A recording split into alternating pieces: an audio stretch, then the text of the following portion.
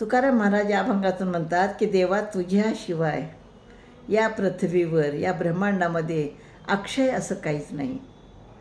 अक्षय म्हणजे सतत राहणारं, टिकणारं. आणि म्हणून ते काय म्हणतात अभंगातनं बघा, तुझ विन काही स्थिर राहे ऐसे नाही, कळो आले बहुतारीती पांडुरंग माझ्या चित्ती, मोकुलोनी आस सर्व भावे झालो दास, तुका म्हणे तुची खरा येर वाडगा पसारा. तर हे देवा, या त्रिभुवनामध्ये तुझ्या वाचून काही टिकेल असे दुसरे काही नाही. हे माझ्या चित्ताला विविध प्रकारच्या अनुभवाने कळून चुकलेले आहे. कारण तूच हा सतत या ब्रह्मांडात राहणारा आहेस. हे ब्रह्मांड म्हणजेच तूच आहेस. म्हणूनच देवा, मी सर्व प्रकारच्या इच्छा, आशा, अपेक्षा या सर्वांचा त्याग करून तुझा दास झालेला आहो.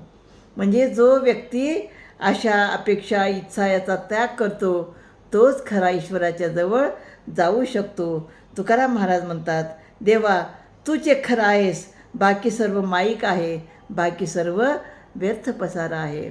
म्हणजे या संसारामध्ये जे काही आहे ते कसं आहे, क्षणिक आहे, व्यर्थ आहे, नष्ट होणारं आहे.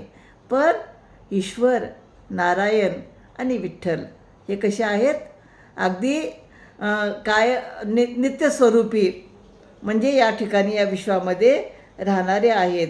आणि म्हणून त्यासाठी मी सगळ्यांचा त्याग करून तुझ्या चरणाशी लीन झालेला आहो. रामकृष्ण हरी.